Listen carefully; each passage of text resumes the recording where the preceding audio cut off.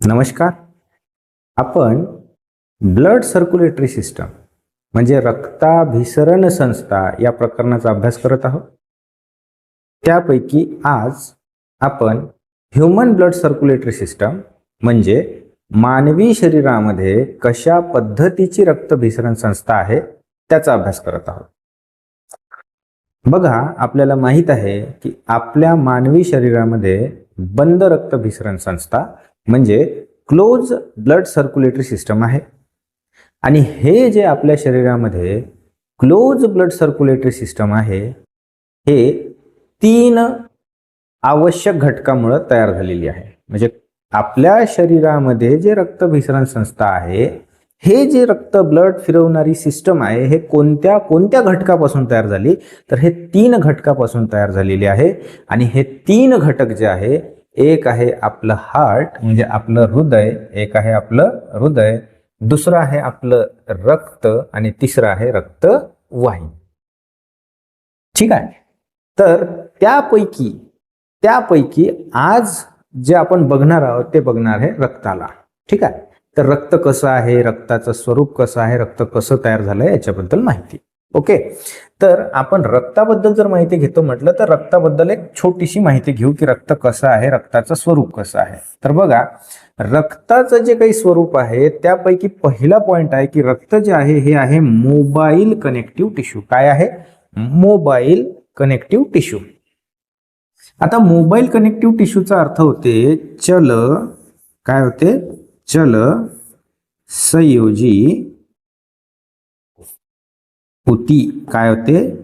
चल संयोजी ऊती. मराठीत अर्थ होते त्याचा चल संयोजी ऊती. आता चल म्हणजे काय बरं? तर आपल्याला माहित आहे की आपल्या शरीरामध्ये रक्त हे सतत फिरत असते. रक्त कसं असते? हे सतत फिरत असते, म्हणून याला चल किंवा इंग्लिशमध्ये याला मोबाईल म्हणलं जाते. आता कनेक्टिव्ह टिश्यू म्हणले जाते. आता कनेक्टिव्ह म्हणजे संयोजी आणि ऊती. तर पहिले लक्षात घ्या की ऊती म्हणजे काय. तर ऊती जे आहे, पहिले आपल्या पेशी आहे. आपल्याला माहित आहे आपलं शरीर संपूर्ण पेशीपासून तयार झालेलं आहे. म्हणजे पेशी, अनेक पेशीचा समूह तयार होऊन काय बनते? ऊती, टिश्यू. आणि अनेक ऊतीपासून काय बनते? ऑर्गन म्हणजे अवयव बनते. अनेक अवयव एकत्र येतात आणि बनते अवयव संस्था. काय बनते? अवयव संस्था. आणि अनेक अवयव संस्था एकत्र मिळून बनते आपलं शरीर. ओके. तर अनेक पेशीपासून बनलेली आहे हे ऊती. म्हणजे रक्त काय आहे? तर रक्त एक टिश्यू आहे. रक्त काय आहे? तर हे एक टिश्यू आहे. आणि हे कोणते टिश्यू आहे? तर कनेक्टिव्ह टिश्यू आहे, म्हणजे संयोजी ऊती आहे. आता कनेक्टिव्ह टिश्यू कशाला म्हणलं जाते, नाही का नाही? आता संयोजी ऊती कशाला म्हणलं जाते? तर लक्षात घ्या की शरीरातील वेगवेगळ्या भागांना जोडणाऱ्या घटकांना, शरीरातील वेगवेगळ्या भागांना जोडणाऱ्या घटकांना लक्षात आलं काय म्हणलं जाते? संयोजी ऊती म्हणलं जाते. शरीरातील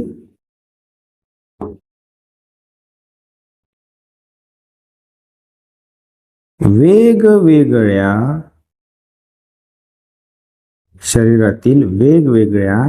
भागांना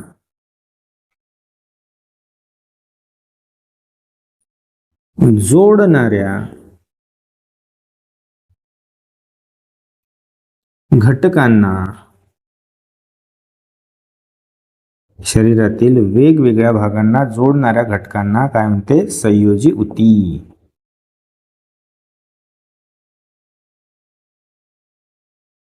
तर काय शिकलो आपण? आपण शिकलो की रक्त जे आहे हे मोबाईल कनेक्टिव्ह टिश्यू आहे. काय आहे? Mobile connective tissue. आणि मोबाईल कनेक्टिव्ह टिश्यू आहे म्हणजे कसं आहे? तर ते चल संयोजी ऊती आहे. ऊती कशाला म्हणतात ते बघितलं की अगोदर पेशी आहे, अनेक पेशीचा समूह आहे, ते त्याच्यापासून ऊती बनते.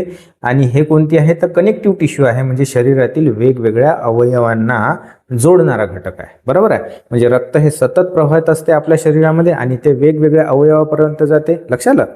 आता प्रश्न येते की हे जे काही रक्त आहे हे सतत का बरं फिरत असते? तर आपल्याला माहित आहे की रक्त हे सतत फिरण्यामागं काय रिझन आहे? तर रक्त सतत फिरण्यामागे रिझन आहे की पेशीपर्यंत आवश्यक घटक पोहोचवण्यासाठी आणि पेशीने तयार केलेले टाकाऊ पदार्थ बाहेर काढण्यासाठी रक्त सतत फिरत असते. ओके, इथपर्यंत तर तुम्हाला समजलं. ओके, ठीक आहे. तर आता आपल्याला बघायचं आहे की दुसरा पॉइंट जो आहे तो रक्ताचा पीएच. रक्ताचा जो काही पीएच आहे तो आहे 7.4. लक्षात आलं. आता 7 जो असते, पहिले तर लक्षात घ्या का पीएच म्हणजे काय होते. पीएच म्हणजे होते पोटेन्शियल ऑफ हायड्रोजन. लक्षात आलं.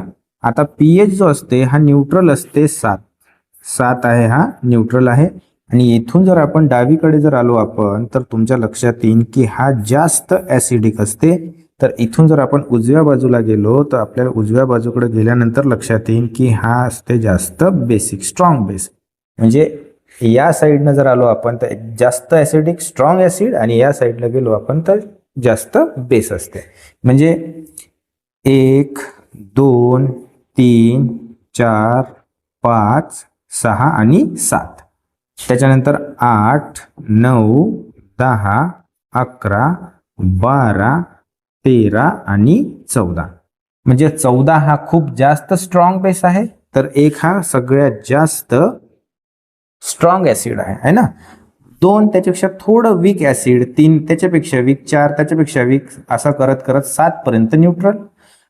सगळ्यात स्ट्रॉंग बेस 14, त्यापेक्षा थोडा वीक 13, वीक 8 सर्वात कमी वीक, आणि त्याच्यानंतर येते 7. तर रक्ताचा जो पीएच आहे तो आहे 7.4. मित्रांनो किती आहे? 7.4. तर 7.4 हा काय आहे? रक्ताचा पीएच आहे. म्हणजे आपण याला असं म्हणू शकतो का की हा ऍसिडिक आहे? तर नाही. आणि हा पूर्णपणे बेस आहे का? स्ट्रॉंग बेस आहे का? तर स्ट्रॉंग बेस पण नाही, त्याच्याकडे थोडासा जाणारा आहे. म्हणून रक्ताचा जो काही पीएच आहे 7.4 थोडासा क्षारीय आहे. थोडासा काय आहे? क्षारीय. ओके, समजलं. आणि हा जो काही बेस आहे, जो याचा पीएच जो आहे, आपला रक्ताचा जो काही पीएच आहे हा ऍसिड आणि बेस यांचं संतुलन राखण्यासाठी महत्वाचा आहे. हा जो पीएच आहे ऍसिड आणि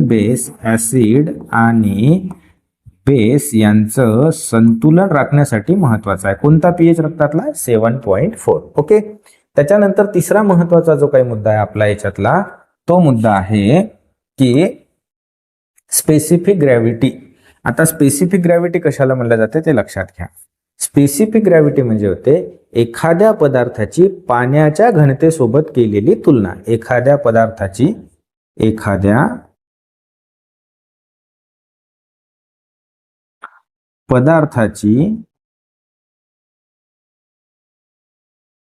पाण्याच्या घनतेसोबत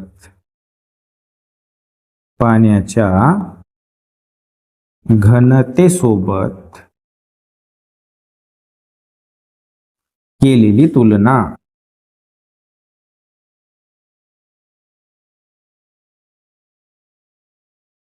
पाण्याच्या घनतेसोबत केलेली तुलना.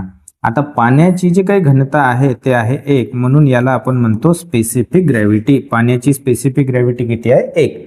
आता रक्ताची पाण्यापेक्षा थोडीशी जास्त आहे. मग रक्ताची किती आहे?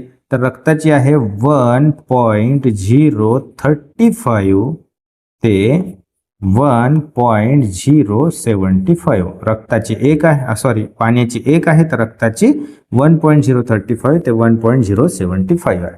आता प्रश्न असा आहे की पाण्यापेक्षा रक्ताची जे काही स्पेसिफिक ग्रॅव्हिटी आहे हे का बरं जास्त आहे? तर आपल्याला माहित आहे की रक्तामध्ये काय आहे, तर रक्तामध्ये आपल्याला माहित आहे रक्तात RBC आहे, रक्तामध्ये WBC आहे, रक्तामध्ये प्लेटलेट्स आहे, रक्तामध्ये काय आहे तर प्लाझ्मा आहे. तर याच्यामुळं काय होते की रक्ताची जे काही स्पेसिफिक ग्रॅव्हिटी आहे ते थोडीशी जास्त आहे. तिसरा महत्वाचा मुद्दा आहे मित्रांनो की एखादी 70 किलोचा जर काही व्यक्ती असेल तर त्याच्या शरीरामध्ये रक्त किती असेल? तर त्याच्या शरीरामध्ये रक्त असेल 5.5 लिटर. किती असेल? 5.5 लिटर. म्हणजे मी जवळपास 70च्या वर आहे, तर माझ्या शरीरामध्ये 5.5 लिटर रक्त असेल. ओके. त्याच्यानंतर आहे रक्ताचा अभ्यास कोणत्या शास्त्रात केला जातो, तर रक्ताचा अभ्यास ज्या शास्त्रात केला जातो त्याला म्हणलं जाते हेमॅटोलॉजी. काय म्हणलं जाते त्याला? हेमॅटोलॉजी. त्याला म्हणलं जाते हेमॅटोलॉजी. ओके. आता चालू आपण दुसऱ्या पॉइंटवर. आता बघा, आपण बघितलं की आपल्या शरीरामध्ये जे काही क्लोज ब्लड सर्क्युलेटरी सिस्टम आहे त्याचे घटक कोणते कोणते आहेत, तर त्याचे घटक पाहिले आपण हृदय, ब्लड आणि रक्तवाहिन्या. आता रक्त कोणत्या घटकापासून बनलं, तर रक्त बनलेलं आहे 2 घटकापासून. एक आहे प्लाझ्मा आणि एक आहे स्थापक घटक. त्यापैकी प्लाझ्मा किती टक्के आहे, तर त्यापैकी प्लाझ्मा आहे 55%. लक्षात घ्या, कोणता घटक जास्त आहे? प्लाझ्मा आहे 55%. आणि स्थापक घटक किती आहे, तर स्थापक घटक आहे 45%. ठीक आहे. तर आपल्याला पाहायचं आहे आता बघा, आता रक्ताचे घटक. तर रक्ताचे घटक आपल्याला माहित आहे, रक्त जे बनलेलं आहे 2 घटकापासून बनलेलं आहे रक्त. एक आहे प्लाझ्मा जे 55% आहे आणि दुसरं जे आहे ते आहे स्थापक घटक. आता प्लाझ्मा कोणत्या घटकापासून बनलेला आहे, तर प्लाझ्मा बनलेला आहे पाणी, प्रोटीन आणि सेंद्रिय पदार्थापासून. त्यापैकी पाणी किती आहे, तर प्लाझ्मामध्ये पाणी आहे 92%, प्रोटीन्स आहे 6% आणि असेंद्रिय पदार्थ आहे 2%. लक्षात घ्या, रक्त कोणत्या घटकापासून बनलं, तर रक्त बनलेलं आहे प्लाझ्मा आणि स्थापक घटकापासून. कशापासून बनलेलं आहे? प्लाझ्मा आणि स्थापक घटक यापासून बनलेलं आहे आपलं रक्त. त्यापैकी प्लाझ्मा किती टक्के आहे, तर त्यापैकी प्लाझ्मा आहे 55% आणि स्थापक घटक किती आहे, तर 45%.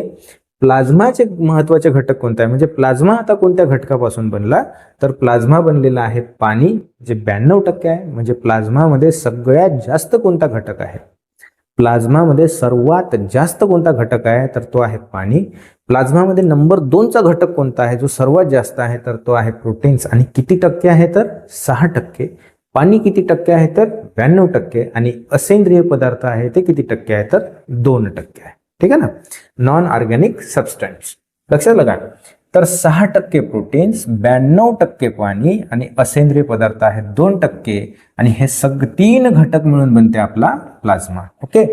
तर स्थापक घटक जे आहे ते आहे 45%. ते स्थापक घटक कशापासून बनलेला आहे, तर स्थापक घटक बनलेला आहे आरबीसी, डब्ल्यूबीसी आणि प्लेटलेट्स याच्यापासून बनलेला आहे स्थापक घटक. ओके. चला तर मग पुढे चालू आता आपण. आता त्यापैकी आपल्याला बघायचं आहे आपला रक्तद्रव्य, म्हणजेच ज्याला आपण म्हणतो प्लाझ्मा. रक्तद्रव्य म्हणजेच प्लाझ्मा. आपल्याला माहित आहे प्लाझ्मा किती टक्के आहे रक्तामध्ये, तर आपल्याला माहित आहे 55% आहे. आता ह्याचं स्वरूप कसं आहे, हे जे रक्तद्रव्य आहे याचं स्वरूप कसं आहे बघा. जर प्लाझ्माचा जर विचार केला तर आपल्या लक्षात येते की आपला हा जो प्लाझ्मा आहे याचं स्वरूप आहे हे फिक्क रंगहीन आहे. पहिली गोष्ट तर काय आहे, रंगहीन आहे. रंगहीन आहे. दुसरं काय जर सांगायचं असलं तर रंगहीन किंवा फिक्कट पिवळसर. एक तर हा रंगहीन आहे, नाहीतर मग हा कसा आहे, फिक्कट पिवळसर आहे. बघा, हा फिक्कट पिवळसर आहे. आणि याचं जे मीडियम आहे हा कसा आहे, तर अल्कली आहे, बेसिक मीडियम आहे. अल्कली आहे, कसा आहे, बेसिक. आपण आताच पाहिलं होतं की रक्ताचा पीएच जो आहे तो 7.4 आहे. कसा आहे, 7.4 आहे. म्हणजे तसाही तो क्षार आहे, बेसिक बेसकडे जाणार आहे. तर हा जो काही आपला रक्तद्रव्य किंवा प्लाझ्मा जो आहे, जो आपल्या शरीरामध्ये 55% आहे, त्याचा रंग कसा आहे, तर त्याचा रंग एक तर तो रंगहीन आहे किंवा फिक्कट पिवळसर आहे. त्याचा कसा बेस कसा आहे, तर हा अल्कली आहे. ठीक आहे. त्याच्यामध्ये तुम्हाला माहितच आहे का 92% पाणी आहे. सगळ्यात जास्त काय आहे प्लाझ्मामध्ये, तर पाणी आहे. आणि किती टक्के आहे, तर 92% आहे. आणि 6% प्रोटीन आहे. तर प्रश्न आपल्या समोर असा आहे की कोणते कोणते प्रोटीन आहे, तर ते प्रोटीन बघा कोणते आहे. एक आहे ग्लोब्युलिन, दुसरा आहे अल्बुमिन, त्याच्यानंतर मग आहे प्रोथॉम्बिन, त्याच्यानंतर आहे फायब्रिनोजेन. लक्षात लगा. आता ग्लोब्युलिन जे आहे, ग्लोब्युलिन काय करते आपल्या शरीरामध्ये, हे जे प्रोटीन आहे हे आपल्या बॉडीमध्ये अँटीबॉडीज, रक्तामध्ये अँटीबॉडीज तयार करते, प्रतिद्रव्य. म्हणजे रक्तामध्ये जर कोणता बॅक्टेरिया गेला किंवा आपल्या पेशीमध्ये कोणता बॅक्टेरिया वगैरे गेला, त्याला मारण्याचं काम करते, त्याच्या अगेन्स्टमध्ये प्रतिद्रव्य तयार करते. तर आपल्या शरीरामध्ये प्लाझ्मामध्ये प्रतिद्रव्य तयार करणारा प्रतिद्रव्य तयार करणारा, अँटीबॉडीज तयार करणारा कोणतं प्रोटीन आहे, तर ते आहे ग्लोब्युलिन. लक्षात आलं. त्याच्यानंतर मग आहे अल्बुमिन. अल्बुमिन नावाचं प्रोटीन जे आहे ते आपल्या शरीरातील पाण्याचा समतोल राखते. कशातला? शरीरातील पाण्याचा समतोल राखते. याला म्हणलं ते ऑस्मोसिस प्रोसेस. काय म्हणलं ते? Osmosis process. आता ऑस्मोसिस प्रोसेस कशी असते तर बघा, ऑस्मोसिस प्रोसेस अशी असते की समजा हे झाली आपली केशवाहिनी. हे काय आहे? केशवाहिनी. केशवाहिनी रक्तवाहिनीपैकी एक. लक्षात आलं का? सर्वात छोटे युनिट. आणि याला असे असे असे असे पोर्स असतात. पोर्स म्हणजे छिद्र असतात. या छिद्रामधून काय होते का पेशीपर्यंत, उतीपर्यंत काय जाते, जे काही रक्तातून जे काही महत्वाचे आवश्यक घटक आहे ते जाते. हे बघा असे पेशी आहेत लागलेल्या याला. आता अशा पेशी लागलेल्या आहेत आणि अनेक पेशी मिळून आपल्याला माहित आहे काय बनते, तर अनेक पेशी मिळून बनत असते टिश्यू, ज्याला आपण म्हणतो उती. आणि उतीमधून निघत असते एक फ्लुइड आहे ना, टिश्यू फ्लुइड. आता ह्या जर टिश्यू फ्लुइड जो राहते हा जास्त डेन्स राहते आणि रक्तामध्ये जे रक्त राहते ते थोडं पातळ राहते. त्याच्यामुळे आहे की द्रवाचा जो स्वभाव आहे हा कमी घनतेच्या द्रवाकडून जास्त घनतेच्या द्रवाकडे जाणे. त्याच्यामुळं असं होते की आपल्या रक्तवाहिनीमध्ये जे काही फ्लुइड आहे, रक्त आहे, तर हे रक्तातून काय होते, पोषक द्रव्य पोहोचायचं आहे तर या फ्लुइडमध्ये ते मिक्स होते. त्याच्यामुळं काय होते का रक्तामध्ये खूप जास्त म्हणजे याच्यामध्ये पाण्यामध्येच मिक्स असते. 92% तर पाणीच आहे आपल्या प्लाझ्मामध्ये. ते याच्यामध्ये जास्त प्रमाणात जाते. आता ते जास्त प्रमाणात जाऊ नये किंवा कमी प्रमाणात जाऊ नये याच्यासाठी जे महत्वाचं प्रोटीन आहे ते आहे आपलं अल्बुमिन प्रोटीन. ते आपलं प्रोटीन कोणतं आहे? Albumin protein. तर बघा ते आहे आपलं अल्बुमिन प्रोटीन. तर अल्बुमिन प्रोटीन जे आहे ते त्याच्यामध्ये जाते. त्याच्यानंतर मग आहे प्रोथॉम्बिन. प्रोथॉम्बिन हे रक्त गोठण्याचं काम करते आणि फायब्रोनेजिन पण काय करते? रक्त गोठण्याचं काम करते. आय होप तुम्हाला इथपर्यंत समजलं असेल. समजलं का? समजून राहिलं तुम्हा लोकांना? हा ठीक आहे. चला इथपर्यंत आलं. त्याच्यानंतर मग आपल्याला पाहायचं आहे की आता पोषक द्रव्य कोणते, इतर घटक पण असतात याच्यामध्ये. तर पोषक द्रव्य म्हणजे आपला जो काही प्लाझ्मा आहे या प्लाझ्मामध्ये फक्त ह्याच गोष्टी आहे का? पाणी आहे, पाण्यासोबत काय आहे तर प्रोटीन्स आहे आणि काही पोषक द्रव्य पण आहे. मग कोणते कोणते पोषक द्रव्य आपल्याला माहितीच आहे की ऍक्च्युअल रक्ताचं काम कोणतं आहे? तर ऍक्च्युअल रक्ताचं काम आहे की पेशीपर्यंत आवश्यक घटक पोहोचवणे आणि पेशीने तयार केलेले वेस्टेज तिथून बाहेर काढणे, नंतर त्याला किडनी फिल्टर करेल आणि आपल्या शरीराच्या बाहेर काढणार, हे आहे ना. मग या प्लाझ्मामध्ये पेशीला आवश्यक असणारे घटक असते आणि आपण अगोदरच्या लेक्चरमध्ये पण बघितलेलं आहे कोणते कोणते. जसं ग्लुकोज आहे, बरोबर, अमिनो ॲसिड्स आहे, फॅटी ॲसिड्स आहे, लक्षात आलं का. त्याच्यानंतर काही हॉर्मोन्स आहे, विटॅमिन्स आहे, एन्झाईम्स आहे, लक्षात आलं का. काही खनिज आयन असतात जसं sodium, calcium, magnesium, bicarbonate, chlorine वगैरे ह्या सगळ्या गोष्टी असतात. त्याचसोबत काय असते? असेंद्रिय पदार्थ पण असतात, जसे उत्सर्जित पदार्थ, असेंद्रिय नाही, उत्सर्जित पदार्थ म्हणजे पेशीने केलेले टाकाऊ पदार्थ जसे आहे ammonia, urea, uric acid, creatinine है ना, आणि क्रिएटिन वगैरे असे जे काही पदार्थ आहे हे पेशीतून बाहेर काढणे. तर हे पण कुठे असतात? तर प्लाझ्मामध्ये असतात. एक महत्वाचा घटक लक्षात ठेवा की 70% CO2 म्हणजे रक्तामध्ये जो 70% CO2 आहे हा बायकार्बोनेटच्या स्वरूपात वहन करते. आपल्या शरीरामध्ये जो कार्बन डायऑक्साईड असते त्या कार्बन डायऑक्साईड पैकी 70% कार्बन डायऑक्साईड हा बायकार्बोनेटच्या स्वरूपात असते आणि हा कशातून वाहते? तर हा प्लाझ्मामधून म्हणजे रक्तद्रव्यामधून वाहते. लक्षात आलं का. आणि रक्ताचा जो काही अल्कली गुणधर्म जो आहे हा बायकार्बोनेटमुळे असते, लक्षात घ्यावा. लक्षात आलं का की अल्कली गुणधर्म, रक्ताचा अल्कली गुणधर्म हा कशामुळे आहे? तर हा बायोकार्बोनेटमुळे आहे. लक्षात आलं का. आता आपल्याला लक्षात घ्यायचं आहे की सिरम कसं तयार होते. तर आपल्याला माहित आहे की प्लाझ्मा जो आहे तर प्लाझ्मामध्ये आपण पाहिलं की प्रोटीन आहे. किती? 4 प्रोटीन आहे. कोणते कोणते प्रोटीन आहे? ग्लोब्युलिन जे प्रतिद्रव्य तयार करते, अल्बुमिन जे शरीरातील पाण्याचा समतोल राखते, प्रोथॉम्बिन जे रक्त गोठते आणि फायब्रोनेजिन. तर या प्लाझ्मामधून काय काढायचं? फक्त फायब्रोनेजिन नावाचं जर प्रोटीन काढलं, प्लाझ्मामधून जर फायब्रोनेजिन नावाचं जर प्रोटीन आपण बाहेर काढलं तर जे उरणारं प्लाझ्मा आहे त्याला आपण म्हणतो सिरम. हे लक्षात ठेवा. म्हणजे प्लाझ्मामधून जर फायब्रोनेजिन बाहेर काढलं तर त्याला सिरम असं म्हणतात. समजून राहिला? ओके. तुम्ही पण समजलं तर कमेंट करा.